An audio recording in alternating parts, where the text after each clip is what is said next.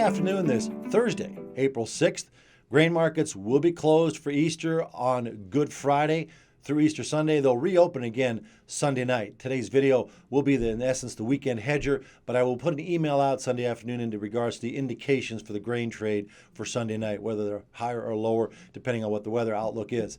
Now, for today's action, soybeans, corn, all making, along with wheat, first of the month highs as the 7-day rally that kicked in Thursday night, the week prior to March 31st, culminated on Monday with highs scored all for corn, beans, and wheat, and the market essentially retreating every day this week. The part that's coming into play that's selling off in the beans and the corn, with corn giving a rally or a last opportunity for farmers to push some old crop corn out the door before they get underway with planting next week in earnest, especially in the southern portion of the Midwest, working up southern areas of Illinois and such. That is a high water mark that got set. And the trade is starting to play with the numbers that came out on March 31st on the stocks, especially that bullish one for beans. Some are thinking that the exports are going to slow, and the USDA will have to backpedal on some of the export numbers, which if you do that, it increases the carryout numbers and loosens up that tightness. For example, on the beans, we've seen China show up finally for the first time in a while, buy beans this week.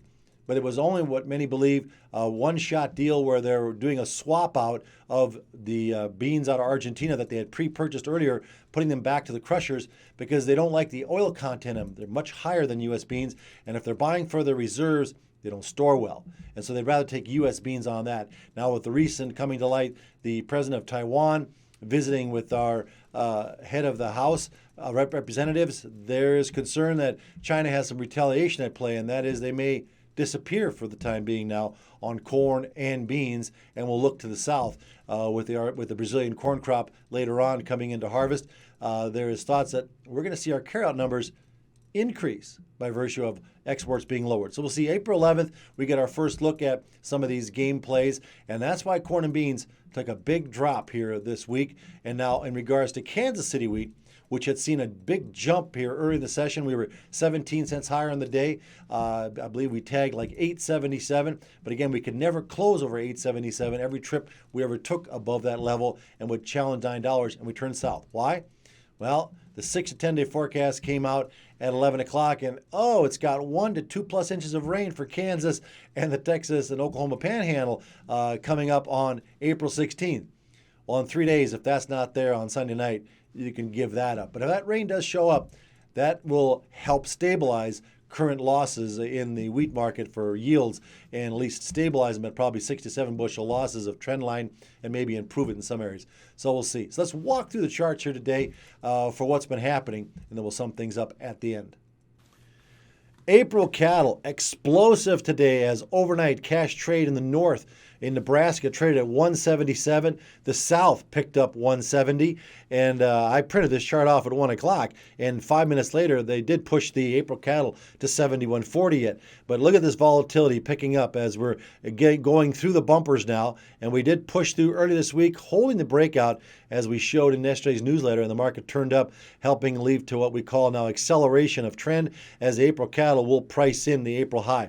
Again, this is not the cash market that you're seeing at 177, 178, and some 176 in the north. No, this is the southern plains. This is the Texas cattle and Kansas, and their trade was at 170. And this is what the board will follow, what they can push out for a high. Now, June cattle did find its way back and finally closing outside its channel range. Now, as in the past, we can never get more than one close above the channel before correcting. So we'll see what Monday brings. And that would be something if June cattle can hold. It means we're still accelerating, expecting better cash in the south, maybe next week at 172 or higher, pulling June up. Because typically when you price June cattle to April, whatever your April high, your cash high becomes end of April, early May, you can sometimes see a $6 to $8 and typically $8 drop from the cash high. So basically 163 today represents an $8 drop from the present 71.5 close where the April cattle went to on the very close. So it's being pulled by that April cattle as it tries to score the highs. Again, this is a good time to be looking at LRP on this high side expectation because who knows? It's not the truck that you see come that's going to hit you. It's the truck you don't see coming down the road that hits you. And who knows if it's another bank or economic issue they're going to throw at us. But definitely for your August cattle, be looking at LRP now. Feeder cattle, as we jump from the spring calves to the fall calves, they're already at 220 plus, looking at a lower grain market. Of course, when these highs were set, grain was a lot cheaper than they are now compared to what the live cattle are. That's why our divergence. Why aren't we making new highs? Well, frankly, it's the price of grain. But these numbers will tighten up for feeders, and we do believe you're going to see these fall calves. We'll ultimately trade this 240 and possibly even higher, depending on what December corn does into November when we have the fall calves coming in. On the hog market, continues a relentless decline. I think we're close to a bottom on June hogs as we are playing out a 5-wave decline from the December highs. If the 5th wave matches the first leg decline, we could probably still get to $84. Got down to $87 today before we finish off of wave 5, and then we anticipate a better market improvement into June. It's going to be like the live cattle market, an improving cash market via the June contracts, not the June board offering it. This was a heck of a sell back here in December, but our optimism was we were going to hold the par valuation. That was wrong. And so we do think we have a recovery for cash trade that will work its way back into the upper 90s, if not par, by the time we get to the June cash market. Just a reminder to subscribe to Heartland Investor Capital Management's newsletter services. It's not just a newsletter. It's videos like this twice a week. We have 3 newsletters during the week with a highlighted one on the weekend, morning text in the morning telling you what has been happening around the world affecting the overnight trade and what to look forward to in today. And then, of course, we have our trade alerts that can go out through the day at any time. And every now and then when there's a heightened story that's affecting the market during the day, we tell you about it during the day via phone text. So subscribe to heartlandinvest.com's newsletter at this link. Corn, well, it appears with today's close, unless a miracle occurs on Monday, gets us back above the 200-day moving average. We had called for a wave 3 bottom in early March, found it. We had said 615, 620. Got to 606 3/4 exactly, and we said look for a 4th wave rally. That 4th wave rally should take the form of an A, B, C, and it has. Last week I talked about how that C could be 1.5 times the length of A. It actually came in at a 1382 Fibonacci number, keeping wave 4, which is not supposed to overlap wave 1. So there's your 1. There was your 2, which was a quick multi-day rally. There was 3, and now here comes 4. And now 4 did top under 1. And now we're starting the first leg down of what should be a 5-wave decline, not to time scale, but ultimately should work to new lows below 606 3/4, probably if the corn gets planted in a timely manner. And can we get the North Dakota, South Dakota, Minnesota corn crop planted in time before we get to the preventive plant cutoff dates? That'll determine whether the old crop corn market fades off. But for now, that was a top this past week, and recovery rallies will be a wave 2. Wave 1 could reach down here to the lower 630 range yet before it finds a low early next week and then starts some kind of 2-wave rally. Now keep in mind, once we get towards the last week of May, July comes in on this chart, and July will come in substantially lower. And that's how you're going to get your July contract pricing lower. So the market is inverted upside down. It's the premiums are up front, meaning it wants you to move the grain early. Don't be sitting on this grain into the summer.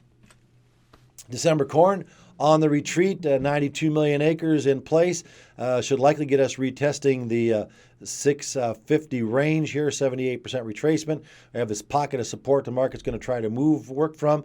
Maybe some planting problems. I don't know, maybe gives us a test of the trend line and moving average resistance, but that's yet to come. Right now, the market is sour and working a sour mentality that crop is going to go in. Will there be preventive plant in the north? We don't know. And that's what potential rallies would probably come from. On soybeans, bolted from that V bottom low on the stocks number that ultimately came out last week Friday, sending us to the 78% retracement of 1520. Actual high was 27 and 27 3/4. Turned back lower, 3 sharp days down, challenging our massive moving average, the 100-day moving average here for the spot contract. Fell through it, closed above it, but not without a lot of enthusiasm. It could be lower on Monday, checking it out again. But if the stocks numbers are supposed to be tight and the USDA does not have to dial back exports, with Brazilian beans trading $1.75 below us, good luck trying to get beans. You're going to take a number for quite a while, but if you're in no hurry to buy beans, you can wait on them. If you need them now, like China did with buying reserve beans, well, then you got to pay U.S. beans. So we'll see here. Beans maybe can hold this 1475, 1480 range into early Monday, but it needs to keep holding on a closing basis above 1490 to start another rally. But theoretically, we should be pushing to new highs into May, similar to last year and the year before, as the tightness is magnified here in the bean complex. That is, unless April 11th, USDA throws us a curveball and they lower some exports.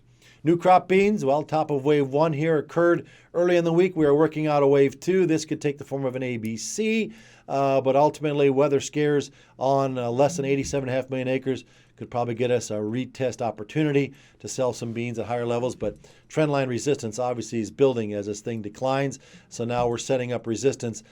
Basically, within a week, as we get towards June, that resistance will be in the lower 1330 range. So we'll see what wave 2 works out. Should be some kind of an A, B wave rally with old crop beans, and yet a 2-wave decline can play out here in the future. So we'll see. We have our hedges done earlier in the year on new crop beans. We'll see if we can't get some done on some summer spike rallies. Kansas City wheat. This morning's strength was cut off at the pass. Egypt picked up some more wheat out of Russia at $170 a metric ton. That sent the French milling wheat lower on the session again today, getting back to about a 78% retracement of that low made back on mid-March 20th there when Russia said no more giving the wheat away. They put a floor in, basically $257 to $270 a metric ton Russian. So French milling wheat here coming in at about $250. We should see these levels hold. So if that does, the Kansas wheat setback, which we think from the early week highs, and remember I talked about 377? Here's a close of 377. All these pokes to the upside could never hold and close above 77. Today's high, 77.5. So probably one more drift could occur if those rains stay in the forecast for April 16th for Kansas. Then we'll probably be challenging severely this 840 to 850 price range. And if it can hold 4 stays above 1 on a closing basis, we don't tumble under 838, then there's probably a 5th wave rally into our end of April, early May cycle turn that could probably score a high and make sales into that potential rally. Looking at Minneapolis wheat, today's pullback back to that magnificent number that goes back 3 years. Needs to hold 865 on a closing basis. Otherwise, this market goes in the clink as well. Our snow is going to start melting in earnest here starting next week. Maybe in about 3 weeks, we're going to get some small grains rolling in. In the western part of North Dakota, they can get going a lot earlier because there's areas that don't even have snow cover anymore in western parts of North Dakota. But still, technically, need to see this wheat 865 hold if there's a chance of trying to move up to this longer-term moving average, which would trigger our sales interest. Volatile grain markets now with the weather's upon us. We do have stocks that on paper are tight. Will the USDA shift that because of our exports being in trouble with China, not being happy with us over Taiwan?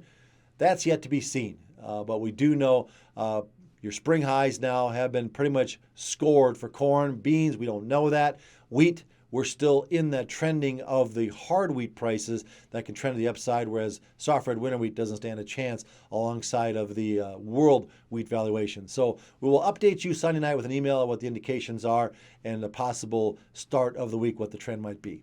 From Heartland Investor Capital Management, this is Eugene Grainer wishing you a wonderful Easter weekend, starting with Good Friday.